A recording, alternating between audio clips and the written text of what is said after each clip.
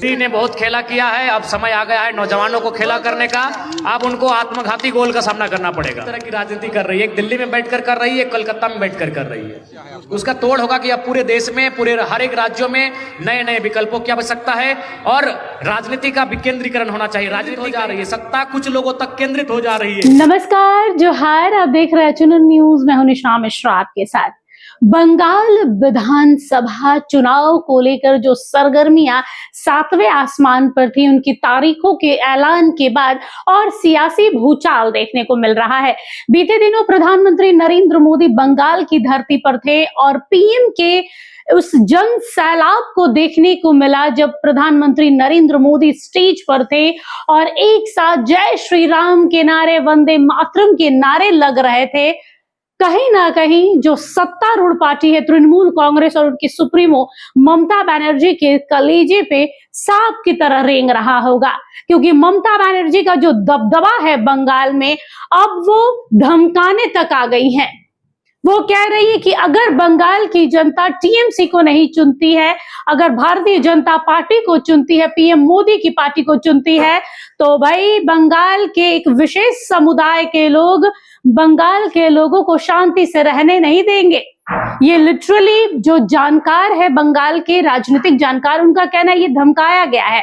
और इस मुद्दे को भारतीय जनता पार्टी और पीएम नरेंद्र मोदी ने भी स्टेज से दिखाया। पीएम ने कहा आप धमका रही है बंगाल की जनता को। तीसरी ओर अगर बात करें तो लोगों को यह लग रहा है कि भाई सीपीएम दूर दूर तक नहीं है, असली लड़ाई टीएमसी और बीजेपी की ओर है। लेकिन इस बीच में एक पार्टी और है जो एंट्री ले रही है, वो भी अपने पड़ोसी राज्य झारखंड से। जी हाँ, जेएलकेएम सुप्रीमो जयराम महतो ने आधिकारिक तौर पर अपने फेसबुक पेज, कह सकते हैं सोशल मीडिया प्लेटफॉर्म पर एक खबर डाली है, एक कटआउट डाला है, जिसमें उन्होंने ये साफ तौर पर कह दिया कि बंगाल विधानसभा चुनाव में जेएलकेएम की एंट्री होगी। और उन्होंने ऑब्जर्वर के साथ साथ और जितने भी लोगों को ये दायित्व दिया है कि वो बंगाल के कोने कोने में जाए, खास तौर पे जो जंगल महल का एरिया है, जिनको जिनको कई विशेष लोगों को अपॉइंट किया गया है, वो बतौर ऑब्जर्वर हो या फिर जो वहां के लोग मैनेज करने वाले लोग हैं, अब वो धीरे धीरे अपने काम पर लग जाएंगे।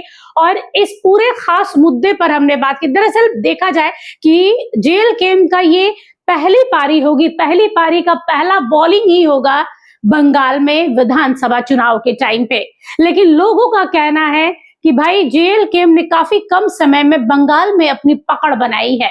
यही चीज जंगल महल में दिखा, क्योंकि जंगल महल में जितने आदिवासी हैं उतने कुर्मी समाज के लोग भी हैं, तो भर भर कर जेएलकेएम को सपोर्ट मिल सकता है। इसके लिए सीधे रुख करेंगे बंगाल ऑब्जर्वर जिन्हें बनाया गया है, बंगाल प्रभारी जिन्हें बनाया गया है जेएलकेएम की ओर से, राजू महतो की ओर। तो सीधे रुख करते राजू महतो ने पूरी रणनीति बताई है, किस कारण जेएलकेएम को बंगाल में जाना पड़ रहा है, यही समय क्यों चुना है और आखिर बंगाल की जनता जेएलकेएम को क्यों चुनेगी। इन सारे मुद्दों को उन्होंने टच किया है, जवाब दिया है, सुनते हैं। इस वक्त हमारे साथ जेएलकेएम की नेता राजू महतो हैं, जो बंगाल के प्रभारी भी बताए जा रहे हैं। बहुत बहुत जोहार है सर। जोहार, नमस्कार, आदाब, सतरंगी सलाम मैम। सुनिए है कि इस बार पश्चिम बंगाल में जेएलकेएम किस्मत आजमा रही है। आप लोगों ने पूरा एकदम लंबी चौड़ी एक फहरिस्त तैयार की है। क्या लगता है बंगाल में कैसा होगा मुकाबला आप लोगों का? बंगाल में हम अभी लास्ट 5 ईयर्स से हम वहाँ पे कैंपेनिंग कर रहे हैं और हम ऑब्जर्विंग कर रहे हैं, सर्वे कर रहे हैं। तो हमें लगता है कि वहाँ पे जेएलकेएम पार्टी को भी एक मजबूत जनाधार मिलेगा और त्रिकोणीय मुकाबला बिल्कुल होगा वहाँ पे। जयराम का जितना जलवा है, आपके जो सुप्रीमो हैं जेएलकेएम के, वो जलवा बंगाल में इम्पैक्ट करेगा, असर डालेगा?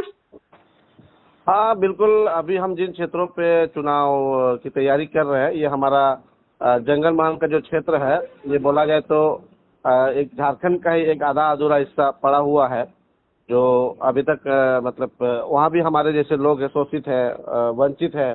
वहाँ भी जल जंगल जमीन की लड़ाई हमारी अभी भी चली जा रही है। तो वहाँ पे भी जिस तरह से जयराम महतो झारखंड में अपना वर्चस्व बनाए हैं, अभी वहाँ भी जनता की मांग है। वहाँ के बूढ़े बुजुर्ग नौजवानों से लेकर सभी कोई चाहते हैं कि ऐसे ही मुखर जनता हित के लिए आवाज बनने वाले पार्टी का हमें समर्थन करना चाहिए और इसलिए जयराम महतो को वहाँ जलवा देखने को बिल्कुल मिलेगा। जेल किंग की लड़ाई भाजपा से नहीं है, वहाँ ममता बनर्जी हैं जो पिछले कई वर्षों से एकदम एक छत्र राज कर रही हैं। तो क्या स्ट्रैटेजी रहेगी आप लोगों की? मैम, स्ट्रेटजी हमारी है नो डाउट कि वहाँ पे अभी सूबे की जो सरकार है वो टीएमसी की है, और ऐसी बात नहीं है कि वहाँ पे टीएमसी से लोग सेटिस्फाइड है। हमारी वहाँ पे लड़ाई बीजेपी से भी होगी और हमारी वहाँ पे लड़ाई टीएमसी से भी होगी, क्योंकि हमारी जो हम जिन सीटों पे चुनाव लड़ रहे हैं वहाँ पे आप देखेंगे तो ज़्यादातर वहाँ पे बीजेपी के ही एमएलए हैं।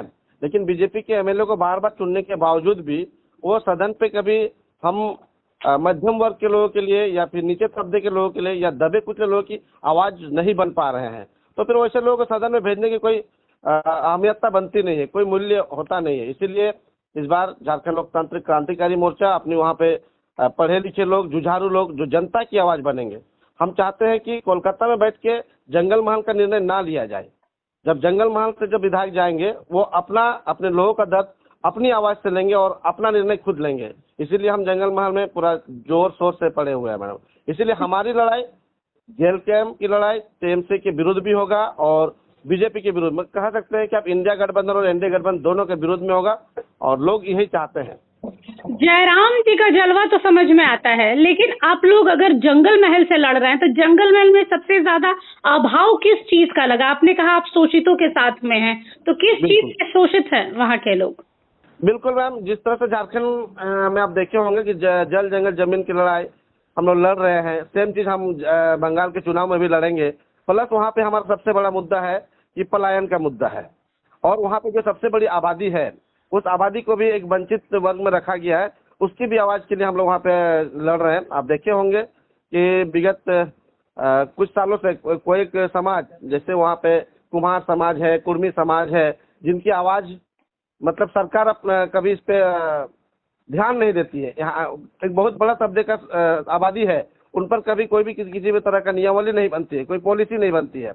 वहाँ के लोग पलायन करके बाहर जाते हैं, हैदराबाद जाते हैं, बेंगलोर जाते हैं, मुंबई जाते हैं, और वहाँ जो कुछ भी चीज़ें होती है वहाँ तक कम्युनिकेशन नहीं पहुँचते हैं। अगर यदि मान लीजिए कुछ दिन की बात पहले बता दूँ तो मुंबई में एक पलायन किया हुआ हमारा एक साथी थे जिनको वहाँ पे मार दिया गया, लेकिन 7 दिन के बाद यहाँ पे कम्युनिकेशन पहुँचता है। क्यों? क्योंकि वहाँ के जो नेता हैं, वहाँ के जो विधायक हैं, वो कभी इन सब चीज़ों पर फोकस नहीं करते हैं कि वहाँ के जो मंत्री हैं, वहाँ के जो विधायक हैं, टीएमसी के हों, चाहे पक्ष के हों, चाहे विपक्ष के हों, कम से कम इन जनता के लिए आवाज़ बने। तो ये चीज़ें लोग देखते हैं कि भाई कोई गरीब या फिर जो पलायन कर रहे हैं उन लोगों के बारे में कभी सोचता ही नहीं है। तो आखिरी सवाल राजू जी कि आप लोग झारखंड में एक कुर्मी ओरिएंटेड पार्टी कहा जाता है आपका, तो क्या बंगाल में भी सिर्फ जो जंगल महल के एरिया में कुर्मी समाज के लोग हैं उनको साधेंगे, या ओवरऑल पूरे जो आदिवासी हैं और जो गैर आदिवासी या कुर्मी है उन्हें आप साधेंगे? मैडम, हमारा आपको मैं पहले कह दूं कि हम जो लोग टैग लगा रहे हैं अब वो जाके देखें। जिस तरह झारखंड में आज यदि आदिवासियत की बात करते हैं तो जयराम महतो करते हैं, आज यदि आदिवासियत की उनके हक अधिकार की बात करते हैं तो जयराम महतो करते हैं। जयराम महतो कभी भी कोई एक कम्युनिटी का लीडरशिप नहीं किया और ना ही हमारी पार्टी ने कभी कोई का काम किया। हम जंगल महल में भी मैंने कहा कि आदिवासी, शोषित, वंचित, चाहे वो कोई भी व्यक्ति हो, ओबीसी हो, कोई भी व्यक्ति हो, हम सबकी आवाज़ बनने के लिए पश्चिम बंगाल में लड़ रहे हैं। सबसे बड़ा चुनौती है हमारे लिए वहाँ पे माई माटी मानुस, जिसको ममता दीदी कहती तो है लेकिन जमीनी और धरातल पर दिखाती नहीं है। आज जाइए पश्चिम बंगाल के जो जंगल महल क्षेत्र है वहाँ पे जमीनों का किस तरह से अधिग्रहण किया जा रहा है। आप जाइए वहाँ पे नदियों का किस तरह से खनन किया जा रहा है।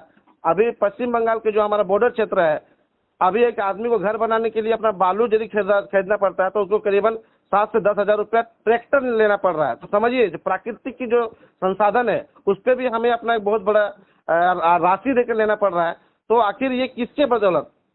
आखिर इन सब चीज़ों पे यदि पॉलिसी बनती है, ग्राम सभा को पॉलिसी मिलती है, ग्राम सभा की ताकत को पॉलिसी मिलती है, तो ये सब चीज़ें शायद मुझे लगता है कि छोटे बजट में हो जाते हैं। तो बहुत बहुत शुक्रिया राजू जी, बहुत बहुत धन्यवाद। और उम्मीद करते हैं कि बंगाल में आप लोग परचम लहराएं। शुभकामनाएं।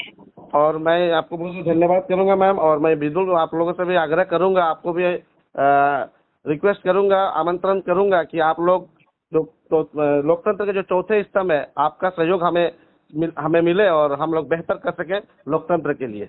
जी जरूर, धन्यवाद। सुना आप लोगों ने, ये है राजू महतो, जेल कैंप के बंगाल प्रभारी, जिन्होंने खुलकर कहा है कि झारखंड में जो एक मीडिया में छवि बनी हुई है कि जयराम की पार्टी कुर्मी पार्टी है, कुर्मी समाज के लोगों के हितों के लिए मांगती है। लगातार हम सदन में देख रहे हैं कि जयराम कुर्मी आदिवासी नहीं कर रहे, बल्कि पूरे झारखंड और झारखंडियों के लिए मुद्दा उठा रहे हैं। चाहे वो विस्थापन का मुद्दा रहा हो, छात्रवृत्ति का मुद्दा रहा हो, पानी की व्यवस्था रही हो, घर घर तक बिजली पहुंचानी हो, चाहे वो जमीनी स्तर पर जितने भी मुद्दे रहे उन सबको जयराम छू रहे हैं। तो ये कहना गलत होगा कि जयराम की पार्टी सिर्फ कुर्मी ओरिएंटेड पार्टी है। और यही चीज राजू महतो ने भी कहा है कि भाई हम सिर्फ कुर्मियों के लोग नहीं हैं, हम पूरे झारखंड के लोग हैं, हम आदिवासियों के भी हैं, उतने ही हम कुर्मियों के भी हैं। और बंगाल में आदिवासी, कुर्मी और गैर आदिवासी, गैर कुर्मी भी हमें उतना ही प्यार, उतना ही समर्थन देगा जितना झारखंड में मिल रहा है।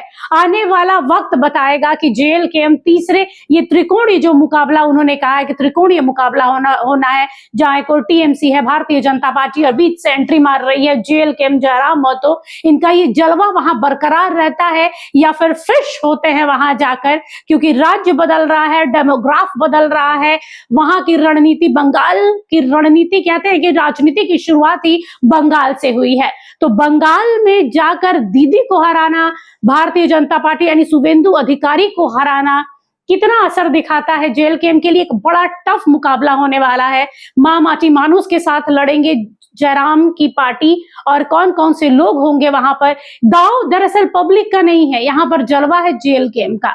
वो कितना प्रभाव डालती है, कितना वहां के जंगल महल के लोगों पर विश्वास जता पाती है, जो शोषित है, वो चाहे ममता बनर्जी से शोषित हो, चाहे उससे पहले सीपीएम से शोषित हो, चाहे वो वहां के जो स्थानीय नेता हैं जो भारतीय जनता पार्टी से आते हैं, उनका सपोर्ट नहीं मिल रहा है। तो क्या इन सब कमियों को देखते हुए वहां की जनता जेल कैंप प्रत्याशी को मौका देगी?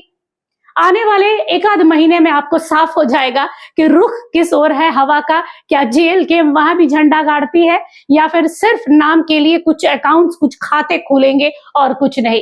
फिलहाल के लिए इस खबर पर बस इतना ही। देखते रहिए एचएन न्यूज। नमस्कार, जोहार। अगर आपको हमारा ये वीडियो अच्छा लगा तो इसे लाइक करें, शेयर करें और हाँ, सब्सक्राइब करना ना भूलें।